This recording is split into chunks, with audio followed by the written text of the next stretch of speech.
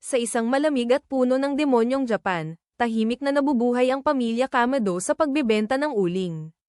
Literal na buhay nila yan, hanggang isang araw, habang wala si Tanjiro para mag-deliver, may demonyong biglang nagutom at ginawa silang ulam. Sino lang ang natira? Si Nezuko. Pero teka lang.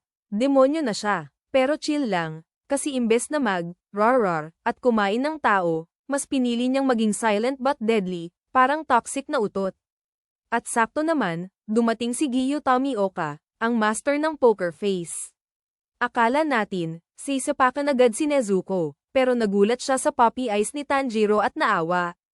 Plot twist, imbes na patayin si Nezuko, pinadala niya si Tanjiro sa training arc. Sa ilalim ng training ni Urokodaki, natutunan ni Tanjiro ang water breathing at ang sikreto ng pagiging isang anime protagonist, ang training montage.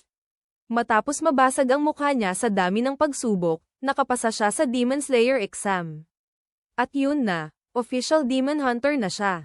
Dito niya nakilala ang dalawang tropa niya sa pagiging basag ulo, Zenitsu ang takot sa lahat, pero pag natutulog, biglang nagiging super soldier. Inusok parang hayop sa away, kasi literal na may suot na ulo ng baboy. Nagka-bonding sila sa isang haunted house na may drummer demon, tapos biglang sumulpot si Muzen Jackson, aka ang moonwalk master ng mga demonyo, hindi pa nga sila ready sa laban, nag-invisible mode na agad siya. Classic villain move. Ang laban kay Spider-Boy. Sa Mount na Tagumo, nakaharap nila si Rui, ang emo na demonyo na may fake family issues. Tanjiro, may pamilya ka nga, pero, fake naman. Rui, aba, bastos taa. Try mo tong spider silk trap. Buti na lang, nag-activate si Nezuko ng Blood Demon Art at nagpakitang gilas. Pero teka, hindi pa tapos. Dumating si Giyu at pinakita sa atin kung paano dapat mag-speedrun ng boss fights. One shot, one kill. GG easy. Mugen Train, sakay na para sa Iyakan Express, kasama si Flamehashira Rengoku, sumakay sila sa Mugen Train, tapos biglang naging isang literal na nightmare kasi may hypnotist demon na sumakop sa panaginip nila. Hindi na to relaxing sleepover.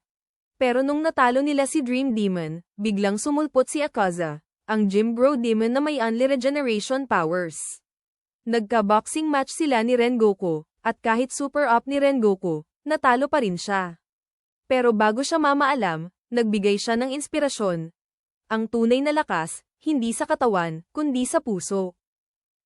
Entertainment District, The Fabulous Battle. Dito natin nakilala si Tengen Uzu, ang flashy Soundhashira na may 3 asawa flex yan. Infiltration mission to sa Red Light District, kung saan ang main villain ay si Ducky, ang demonyong may lethal hair extensions. Pero teka, may kuya pa siya, si Gyutaro, ang mukhang hindi naligo ng 100 years. Tapos dumating ang pinakamalupit na scene, Nezuko goes beast mode, biglang lumaki, lumakas, at muntik nang mawalan ng kontrol.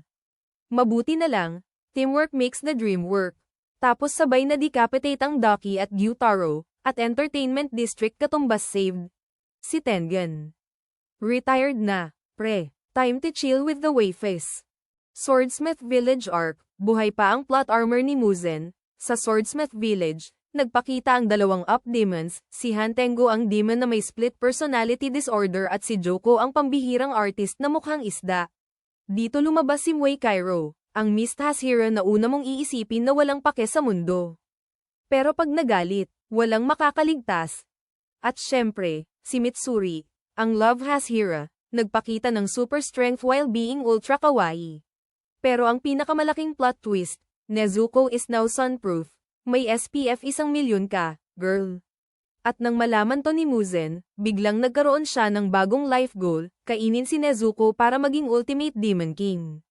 Final training arc, nagpa-gym na lahat, alam na nilang darating ang final battle, kaya lahat ng Hashira at Demon Slayers ay nag-training parang nasa shonen anime montage. Si Tanjiro, mas nag-level up. Si Muzen, mas gusto nang magpaka-immortal. Si Nezuko, mas cute pero mas deadly. At dito na natin iiwan ang kwento. Final battle na susunod. Kung nagustuhan mo ang recap na to, huwag kalimutang pindutin ang like at subscribe. At syempre, I-ring mo na rin ang notification bell para updated ka sa susunod na kwentong may sabaw at sabog.